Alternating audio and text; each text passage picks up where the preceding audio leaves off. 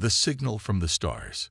The rhythmic hum of the deep space monitoring station's cooling systems provided a calming backdrop as Sarah Chen stared at her console. 3 years stationed on Luna's far side had taught her to appreciate the small comforts, the gentle vibration of machinery, the perfect temperature of her coffee, the stunning view of the stars unfiltered by atmosphere. As Earth's most distant listening post supervisor, she had grown accustomed to the quiet routine of monitoring the cosmic background radiation and cataloging the occasional stellar anomaly. The year 2157 had been good for humanity. The Mars colonies were finally self-sufficient, the asteroid belt mining operations were turning record profits, and the first manned mission to the Jovian moons had returned with promising data about potential settlement sites. Earth's nations had achieved an uneasy but functional peace following the resource wars of the 2090s, united by the common goal of expanding humanity's reach into the solar system. Sarah's shift was nearly over when the alert pinged. A signal, faint but unmistakably artificial, emanating from a star system 27 light-years away. She adjusted the receiver array, enhancing the signal's clarity. "Control, this is Farside Station. I'm picking up a pattern that doesn't match any of our established protocols," she reported, her heart rate accelerating. "Definitely non-natural. Definitely non-human." Within hours, the entire United Earth Space Command was mobilized. The signal, when isolated from background noise, revealed a clear mathematical sequence: prime numbers, followed by what appeared to be coordinates, and then a repeating message that the best linguists on Earth were frantically trying to decode. 3 days later, Sarah stood in the crowded briefing room at UESC headquarters in Geneva, watching Admiral Takeshi Yamamoto address the assembled experts. "Ladies and gentlemen, we have confirmed beyond reasonable doubt that this is a first contact situation," the Admiral announced, his weathered face grave. "The message appears to be a distress call from a species identifying themselves as the Araxian Collective." Dr. Eliza Morgan, the lead xenolinguist, stepped forward, her holographic display illuminating the center of the room. "The translation is rough, but the message is clear. To any sentient species capable of receiving this signal, we are being systematically hunted by the Araxian Empire. 3 of our outer colonies have been destroyed. Our homeworld defenses cannot withstand another assault. We possess knowledge and technology we wish to share freely with peaceful civilizations. Please help us survive." The room erupted into heated discussion, voices overlapping as military strategists, scientists, and politicians debated the implications. "We barely have interplanetary capabilities," General Rodriguez pointed out. "Our most advanced warships are designed for solar system defense, not interstellar conflict."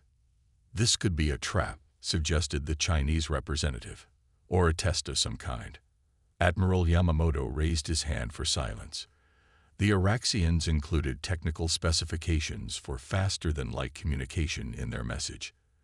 "Dr. Caftry's team has already constructed a prototype based on these schematics. We can establish two-way contact within hours." The first conversation with an alien species took place in that very room 12 hours later.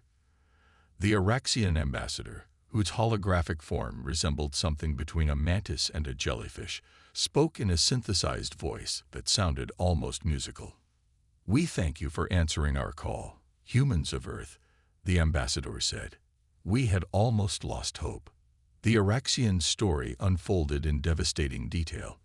A peaceful, scientifically advanced civilization that had expanded to nearby star systems over centuries, they had encountered the Araxian Empire 5 years earlier.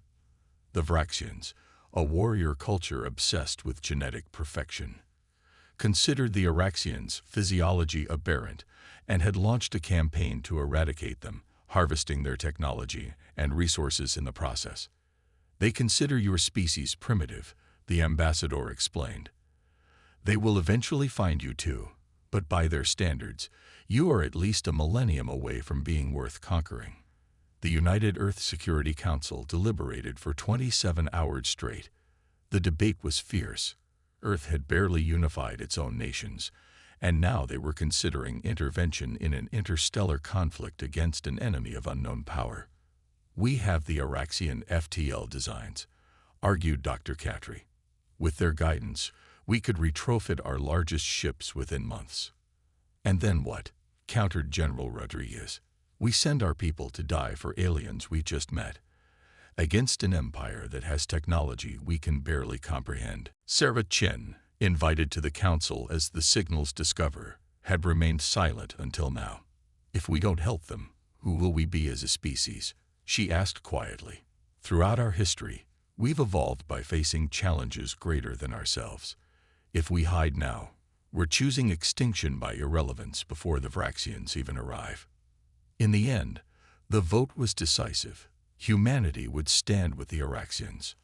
Operation Lighthouse began immediately. The 5 largest space vessels in Earth's fleet, originally designed as colony ships for the planned Epsilon Eridani mission, were diverted to military retrofitting. Using the technical specifications provided by the Araxians, human engineers worked alongside alien advisors via holographic link to install faster-than-light drives, enhance shield systems, and weapons compatible with human manufacturing capabilities. Commander James Wilson stood on the observation deck of the EFSS Prometheus, watching as construction drones swarmed around the massive ship. At 42, he had spent his entire career in the United Earth Space Command, rising through the ranks during the tense resource wars. He had never imagined his final command would involve leading humanity's first interstellar combat mission. "Quite a view, isn't it?" Admiral Yamamoto joined him at the viewport. 4 months ago, these were peaceful exploration vessels. Wilson nodded. "The crews are coming together well. Every specialist on Earth is fighting for a berth. That's why I'm here, actually." Yamamoto handed him a tablet. "Final crew manifests for your approval. We've prioritized versatility and problem-solving abilities over traditional combat experience." Wilson scrolled through the list, raising an eyebrow. Sarah Chen, the signal analyst. Her insight into Araxian communication protocols is unmatched, and she requested the assignment specifically. The final weeks before departure were a whirlwind of training, last-minute modifications, and strategic planning. The Araxians provided detailed intelligence on Vraxian technology, tactics, and weaknesses, though the latter seemed distressingly few. The night before launch, Wilson found Sarah in the ship's observation lounge, staring at the Earth suspended below them. "Having second thoughts, Specialist Chen?" he asked. She turned, startled. "No, sir. Just saying goodbye, I suppose. It's not too late to request a transfer. No one would think less of you." Sarah shook her head. "When I was a little girl, my grandmother told me stories about her village in rural China.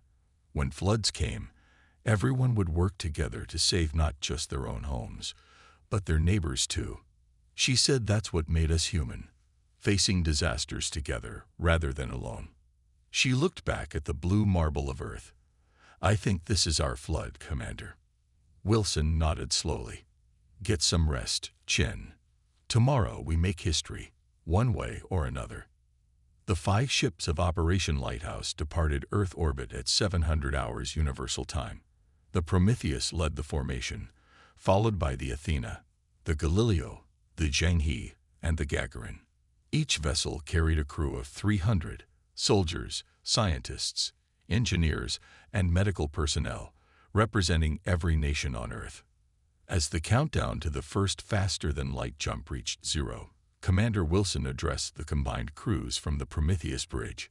"Men and women of Earth, today we venture beyond our solar system not for conquest or colonization, but in answer to a call for help. We carry with us not just the hopes of our own world, but of another civilization standing on the brink of extinction. Whatever happens in the coming days, remember this. Today humanity proved that our compassion reaches as far as our courage." The stars blurred around them as the 5 ships leaped into the unknown, carrying humanity's first interstellar rescue mission into the depths of space. On the 23rd day of FTL transit, The fleet dropped back into normal space at the edge of the Araxian home system. The scene that greeted them was worse than their intelligence had suggested. The outermost planet was already being systematically strip-mined by massive Araxian harvester ships. Orbital defense platforms around the Araxian homeworld showed signs of heavy damage, and scans indicated that ground-based shield generators were operating at critically low power. Multiple Araxian warships detected, reported the Prometheus's tactical officer. 17 vessels ranging from destroyer to dreadnought class. They've spotted us, sir. 3 vessels breaking off to intercept. Wilson straightened in his command chair. All ships, battle formation Delta. Weapons free, defensive posture. He turned to Sarah. Specialist Chen, open a channel to the Araxian Defense Command, using the protocols they provided. Channel open, sir. Araxian Command, this is Commander James Wilson of the United Earth Fleet. We've come in response to your distress call. What's your status? The response came through garbled with static. Earth Fleet, this is Defense Coordinator Celerin. We are grateful for your arrival, but our situation is dire. Main shield generators will fail within 36 hours. Civilian casualties already in the millions. Wilson exchanged a grim look with his executive officer. We're too late for a simple evacuation. We have to engage. Sir, Sarah interjected, the Araxians are transmitting tactical data on the Araxian fleet. Their flagship appears to be coordinating the assault. As the 3 Araxian vessels approached, the tactical display showed their weapons powering up. Energy signatures unlike anything Earth's scientists had theorized. All hands, brace for combat, Wilson ordered. Let's show these Araxians what happens when you corner humanity. The first volley from the Araxian ships tore through space, and humanity's first interstellar battle began. Humanity unleashed. The first volley from the Araxian warships slammed into the Galileo's forward shields, the energy discharge creating a blinding flash visible across the entire system. The human vessel shuddered but held together, its retrofitted Araxian shields absorbing damage that would have vaporized Earth's most advanced materials. Shields at 63%, called out Lieutenant Rodriguez from the tactical station. Their weapons are more powerful than our simulations predicted. Commander Wilson gripped the arms of his command chair as the Prometheus executed an evasive maneuver. Return fire, all ships. Concentrate on the lead vessel's propulsion systems. Earth's 5 vessels moved in perfect coordination, a dance they had practiced endlessly during the long journey. Unlike the rigid, almost ceremonial formation of the Araxian ships, the human fleet operated with fluid adaptability, changing tactics moment by moment. Sir, Sarah Chen called from her station. I'm detecting command signals from the Araxian flagship to their attack group. Their communication encryption matches the patterns the Araxians warned us about. Wilson nodded. Can you isolate their tactical frequencies? Working on it, sir. The battle continued to unfold, humanity's first taste of interstellar warfare proving bitter. The Araxian vessels, though fewer in number, possessed superior firepower and seemingly impenetrable shields. After 20 minutes of exchange, warning lights flashed across the Prometheus's bridge. The Gagarin's engines are offline, reported the communications officer. They're requesting emergency assistance. Athena and Zheng-Yi provide covering fire, Wilson ordered. Prometheus will move to assist the Gagarin. As the human ships regrouped, the tactical situation grew increasingly desperate. The Araxians, initially surprised by humanity's intervention, had called for reinforcements from their main fleet. Scans showed 5 more enemy vessels breaking away from the Araxian homeworld, moving to join the battle. In the ship's tactical center, Sarah worked frantically alongside the communications team, analyzing the stream of Araxian transmissions. Commander, she called over the ship's internal comm. I've identified a pattern in their shield modulation. They synchronize their defensive systems through their command network. There's a 3-second vulnerability window each time they receive new tactical instructions. Wilson processed this information. Can we predict these windows? Not perfectly, but I'm uploading what I found to weapons control now. All ships, Wilson broadcast, adjust fire control systems with the new targeting parameters. Wait for my mark to concentrate fire on the lead vessel. The human fleet fell back, appearing to retreat. The Araxian ships followed, their formation perfect, predatory. At precisely the moment Sarah's algorithms predicted, Wilson gave the order. All ships, fire now. 5 synchronized energy beams struck the lead Araxian ship during its shield reconfiguration. For a moment, nothing happened. Then the enemy vessel's hull ruptured, secondary explosions cascading along its length. The bridge crew erupted in cheers as the Araxian ship listed dead in space, but Wilson knew better than to celebrate too early. They'll adapt quickly. We need something more. As if in response to his concern, Sarah's voice came through again. Commander, I've been analyzing the Araxian communication patterns. Their entire combat doctrine relies on centralized command. Individual ship captains have minimal tactical autonomy. If we could disrupt their command network, a virus? Wilson asked. Better, Sarah replied. A logic bomb. The Araxians provided detailed information on Araxian programming language. Their systems are incredibly advanced, but built on rigidly hierarchical structures. If we introduce a cascading authentication failure, do it, Wilson ordered. How do we deliver it? The plan came together rapidly, drawing on humanity's unique history of electronic warfare.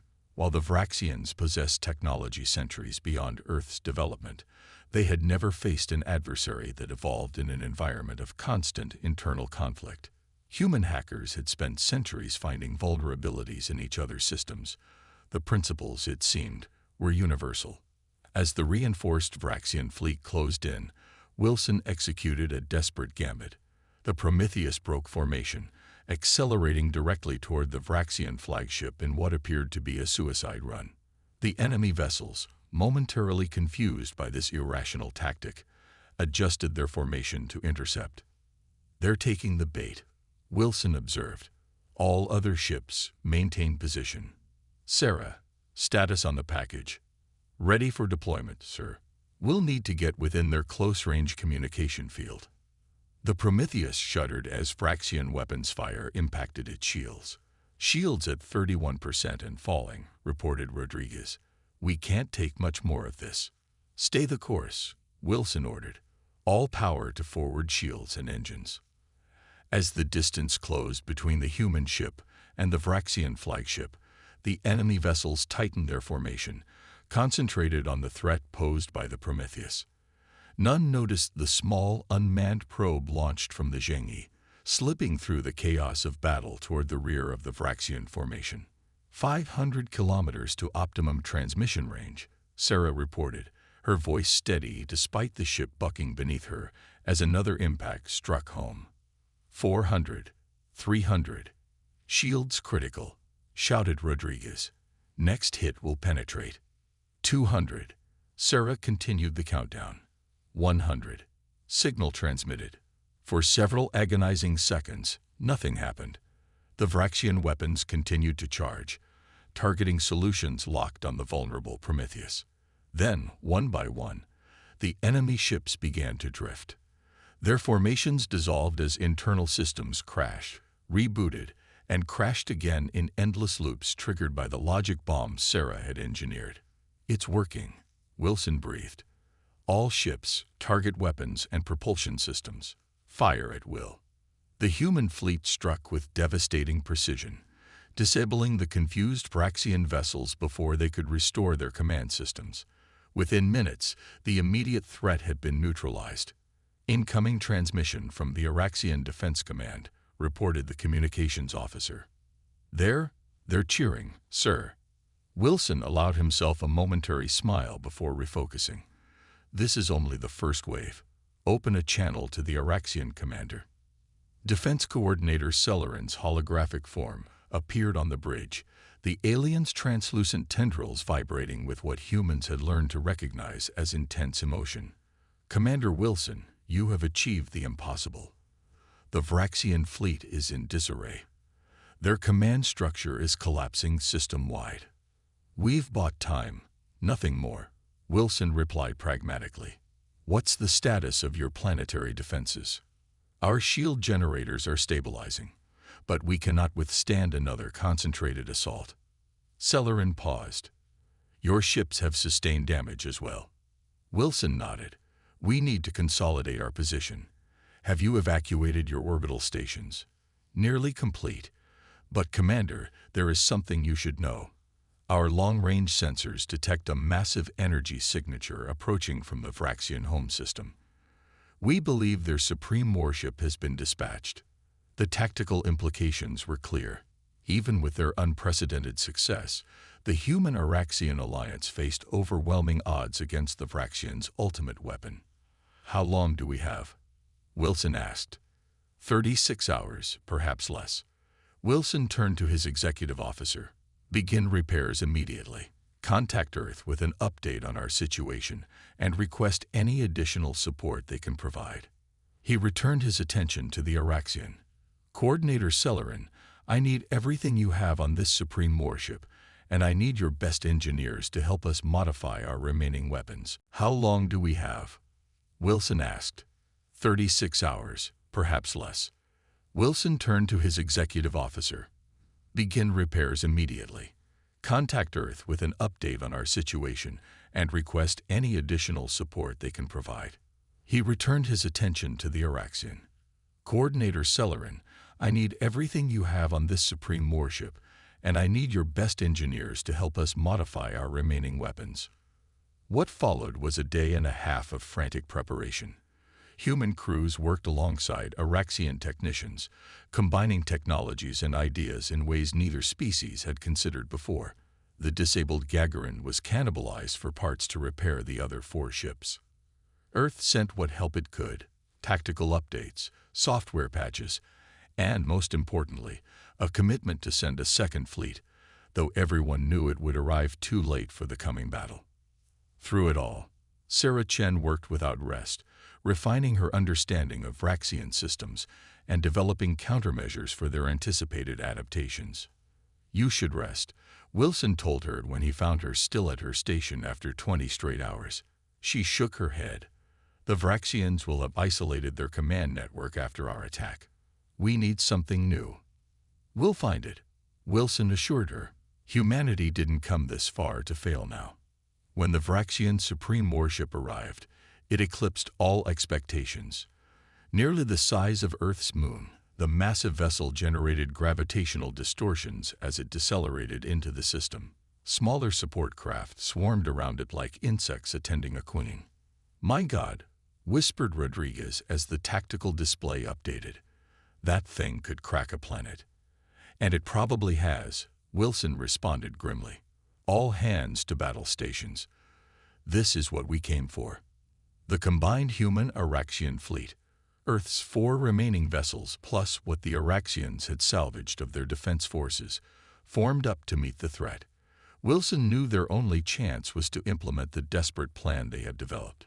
"All ships, execute Operation Trojan Horse," he ordered. "May whatever gods exist watch over us all." What followed would later be described as the most audacious military action in human history. Rather than engaging the supreme warship directly, the human vessels executed a series of precision FTL jumps, appearing and disappearing around the massive vessel, drawing its fire while the Araxian ships launched specially modified shuttles toward its hull. Each shuttle carried a hybrid weapon, Araxian phase-shifting technology combined with human nuclear warheads. The Araxians, accustomed to energy-based attacks against their shields, had never encountered physical munitions that could temporarily shift through their defenses. "First team has breached the outer hull," reported the tactical officer. "Second team is in position." The Supreme Warship's point defense systems activated, destroying 3 of the 5 remaining shuttles, but it was too late. The infiltration teams had penetrated deep into the vessel's structure, placing their charges at critical junctions identified through the earlier analysis of disabled Araxian ships. "All teams, detonate on my mark," Wilson ordered through the secure channel. 3, 2, 1, mark. The explosions rippled through the Supreme Warship's interior in a carefully orchestrated sequence. Secondary systems failed, power conduits ruptured, and for a breathtaking moment, it seemed the plan had worked. Then the massive vessel's main weapons array swiveled toward the Araxian homeworld. "They're attempting a final strike," shouted Rodriguez. "Prometheus, intercept course." Wilson commanded without hesitation. Maximum speed. The human flagship accelerated directly toward the charging weapon, positioning itself between the Supreme Warship and the planet below. Behind him, Wilson heard Sarah's voice, calm amid the chaos. "It's been an honor serving with you, Commander." "The honor has been mine," he replied. "All hands, brace for impact." The Supreme Warship fired, a concentrated beam of energy that would have shattered the Araxian planetary shields and boiled away their oceans. Instead, it struck the Prometheus head-on. The human vessel's shields flared and died in an instant, armor plating vaporizing. But in its final act of defiance, the ship's reactor detonated in a blinding flash that engulfed both vessels. When the light faded, the tactical displays on the surviving ships showed only debris where the Prometheus and the Supreme Warship had been. 3 days later, Sarah Chen stood before the Araxian High Council, representing the surviving human forces. Her left arm was in a sling, her face marked with burns from the emergency evacuation of the Prometheus's bridge moments before its destruction. "The Araxian Empire has withdrawn all forces from your system," she reported. "Our long-range scouts confirmed they're retreating to defensive positions around their core worlds." The Araxian First Minister's tendrils undulated slowly. "Commander Wilson and the crew of the Prometheus have purchased our survival with their lives. We shall honor them for all our generations to come." The alien paused. "But I must ask, why? Why would your species, so new to the stars, sacrifice so much for beings you had never met before?" Sarah considered the question carefully. "Throughout our history, humans have been both terrible and magnificent. We've waged wars against each other over resources, ideology, even mere differences in appearance. But we've also risked everything to save strangers from natural disasters, oppression, and extinction." She looked up at the chamber's transparent ceiling, where Earth's sun was visible as a distant point of light. "Perhaps we came because we hoped that if we ever faced such a threat, someone would come for us too." The First Minister's translator conveyed a sound that approximated a thoughtful hum. "The Araxians called us aberrant because our form evolved differently from theirs. They considered your species primitive because your technology lags behind. Yet you defeated them through adaptation and innovation, the very qualities they despise." "Humanity is young," Sarah acknowledged, "but we learn quickly."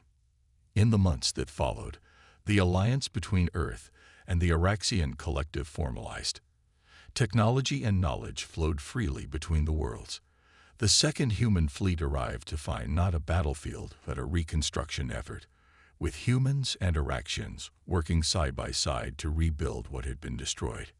As the Prometheus's memorial was unveiled in orbit around the Araxian homeworld, a crystalline structure that captured and refracted light in patterns symbolic to both species, news arrived from the edges of known space.